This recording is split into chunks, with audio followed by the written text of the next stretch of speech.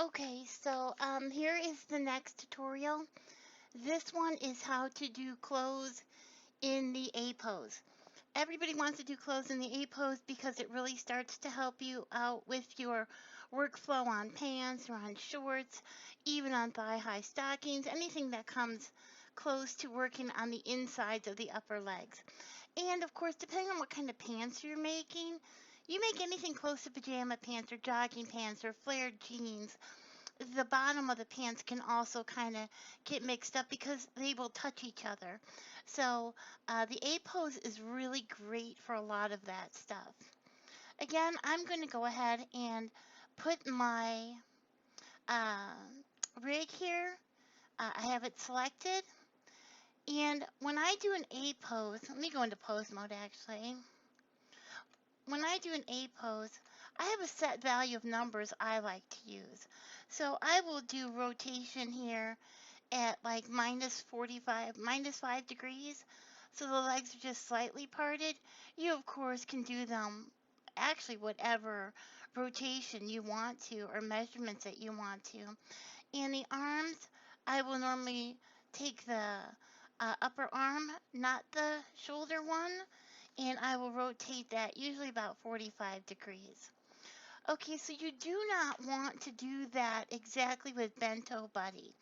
You can go ahead and say rotate this, your 45 degrees, right? And you have it there. Um, and the reason that I say you can do it this way is because maybe you don't know exactly what angle you want this. Maybe you have a clothing object in mind and you know you want your arm there, but you don't know exactly what degree that is. So when you start to rotate it and go down, let's say that far, you can look over here in the lower left corner of your 3D viewport. I don't know if you can see my mouse going there, but right down here, this will disappear and the number will show up and it'll show you what you're rotating it at. So you can see I'm at like I'm at rotation of 6292, and you could just, guesstimate that at 63 or at 62. Then with the legs, I like to do mine at about 5 degrees, which is just maybe here or so. And when I look down at those numbers, it says minus 6.17. So I guess like right around minus 5 would be perfect, right? That's how I get my numbers. So over here in the skinny and weights section, you can actually put numbers here for what you want those rotations to be. So in the X rotation for the arms, I want it at the minus 45 degrees. For the pose, I want that at 5 degrees, right? Now, this is why it works. You have to put the numbers in here, what your what your rotations are. So now you can hit pose arms and it goes to the number that's here. You can hit pose legs and it goes to the numbers that you've typed in up here. This has to be the way that you pose this. It cannot be done by you just rotating it. So this is like the key. This is what makes it work. At this point, I would take the avatar and just like the other video that I made, if you haven't seen it, it's just Maitreya Bento Buddy, a marvelous designer, making a dress for it. Here, I'm going to export this just like I did for the body and the regular pose when I did the dress, bring it into Marvelous Designer and create clothing for it. As a matter of fact, here's my Marvelous Designer file. So I just made a shirt. You can see the arms are down at that angle. You can see that the legs are spread open at the angle that I chose as well. So back here now, just staying in the skinning and weight, we're going to click on this body and we're going to tell our settings here, we're going to tell our Bento Buddy that we want to record weight sources. So click on the body, record weight sources. The reason that disappeared like that was because I had them selected from a previous project. Now I'm going to go ahead and import, and I can bring import here. I'm going to import that A pose pant outfit that I made. And now you can see it. Let me go ahead and turn off the rig being in front for a minute. So you can see the pant outfit, and when I made this, I was very careful to leave a gap there in between. There's no vertices of mesh actually, or no geometry of the mesh actually touching there. There is a complete gap. Okay, so then I'm going to take the clothing, left click on it. Well, first let me go into object mode here on the rigging. Take the clothing, and now I'm going to hit record target garments. Again, when we do this, we are telling Bento Buddy, we're telling the program what we are actually using for different things. We want to use the source. So we click on this and we tell it it's the source. For the clothing, we're telling Bento, I should just say BB, we're telling BB that this is what we want the weights put into. This is the target. So we have those two selected, and we're going to click on transfer. Voila. It transferred the weights and it popped it right back up into the T-pose that we are also used to. So let me go ahead and click on the rigging. I'm going to go to pose mode. Let me go ahead and put this in front for now so I can click on that.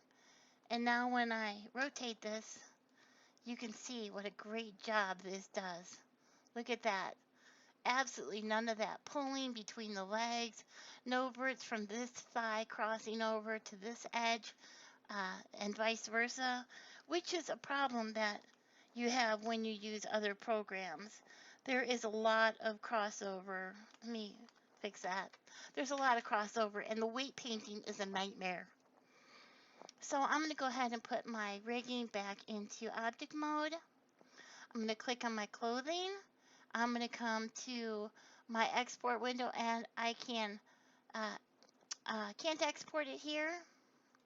Remember, we want to use the mesh exporter. We want to use the expand rig and kit options. Load dev kit, and I'm going to use my Maitreya 1. Again, the Maitreya and Maitreya 1 are answered what those are for in the other video. And I'm going to load the preset. With that preset loaded, I'm going to go ahead and export mesh for Second Life. I will name this pant suit. I hate when I use my caps for too many letters. And just hit click export DA Colada here. Alright, so let's go into Second Life and see how this...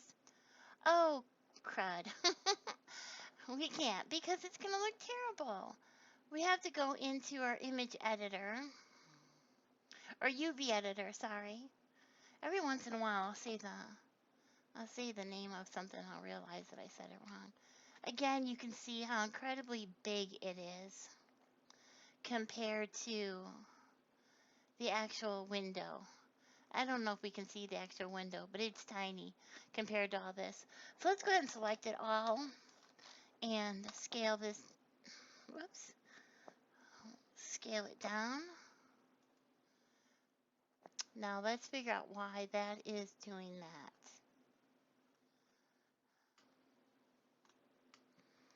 That is very big, very big, very big.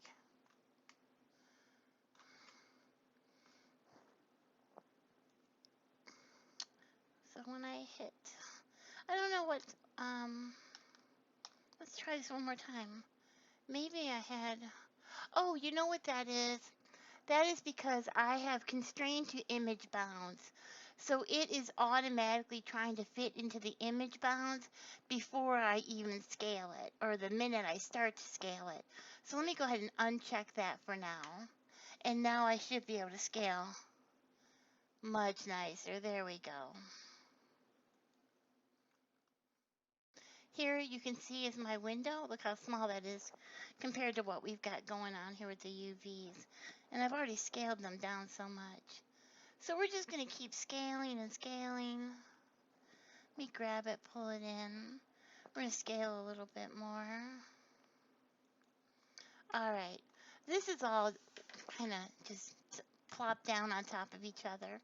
So let's go ahead and, with all of it selected, go to the UV menu, choose Pack Islands, and Blender will arrange all of these islands in here so that they fit, and they fit proportionally.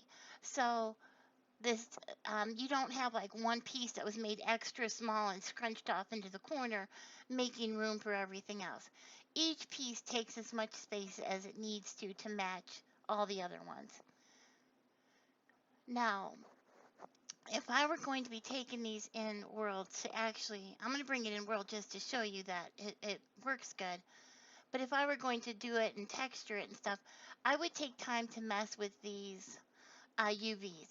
I would figure out exactly if this is the left or the right arm sleeve, and if this is the left or the right arm sleeve. And I would put it there so that I would know what it was when I actually want to texture it. I would make sure that I knew what was the left and right front leg and the left and right back leg. I would make sure that I knew what parts of the shoulders these were, the front and the back of the shirt, etc.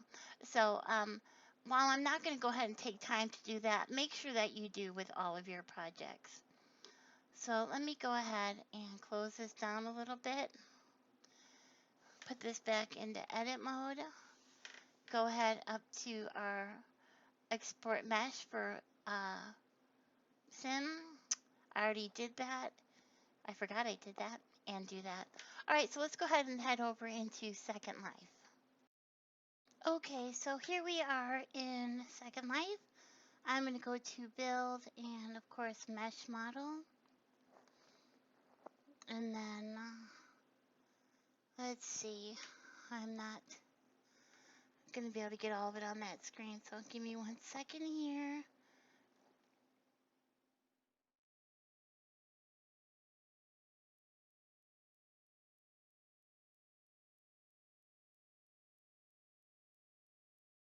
Okay, so see if I can get enough of that on there.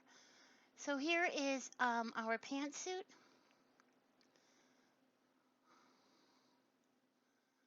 I am going to, just like I did on the first one, I'm just going to make these really simple and generic for now.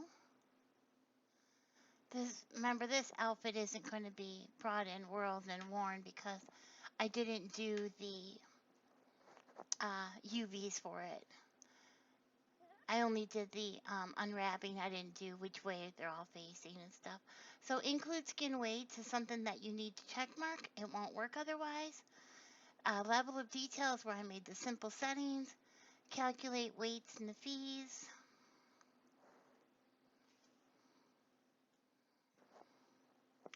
And upload.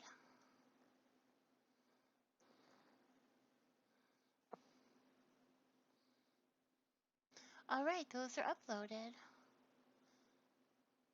I'm going to go ahead and put on the pantsuit.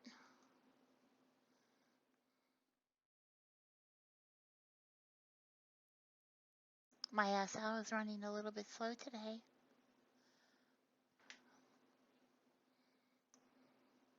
Come on, we'll try one more time. Come on. All right, here we go. Let me take the dress off. And you can see that everything is nice. No body poking through. Oh, I do have something up here that has gone wrong. So I will check that out and figure out what that is, and I will come back to you later on with an answer for that. Maybe I'll put it in the description or something when I figure out what happened, but I'm not going to remake the whole video for it. I'm sure I just had something weird going on my end. So I can go ahead and change the pose to arms down and sitting. Yep, everything looks good, except that wild nipple. I'm gonna do arms down, legs apart. You can see there is none of that weird, they used to call it sticky pants, none of that going on. let's go ahead and check our shape real quick.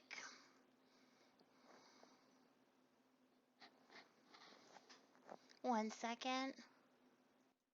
Okay, so I pulled up my shape. Let's just go ahead and mess with a couple of them. Body thickness is working good. Body fat is working good. Let's go over to the legs and check out the back side. Yep, working. We can do saddlebags or our leg muscles. Everything is working really. Oh, that's attractive. Everything's working good. Undo changes. It's not undoing. I'm afraid now. Breast size up and down. Again, you see if you go too small, it just doesn't work. That's exactly the same thing as on the dress that we made earlier. So again, if you intend for your dress to be worn by women with extremely small breasts or no breasts at all, you definitely want to use the other two models that I showed you in the first video. Okay, so let's go ahead and undo all that. Okay, my shape is safe. It worked. And that's it. So that's how to do clothes in the A pose. It's just a few buttons. Simple as can be. No sticky pants, nothing sticky underneath the arms, not even on top of the shoulders. Sometimes the shoulders can be pretty messed up as well because it's such a major bend in the body. Also, if I were to, I showed you this in the sitting position, that can also cause a problem. Sometimes the shape of the pants and here in the crevice by the legs. When there's such an extreme bend, that's when things can go wrong. But so far so good. Everything is working as expected. So please like, subscribe, share the video. Um, Help me get my channel back up and moving and people seeing what we're doing. I will be back with a weight painting tutorial next, I believe. If you have any comments, please leave them below. And if you have any questions, you can always email, message me, or catch me with a note card in World. Bye.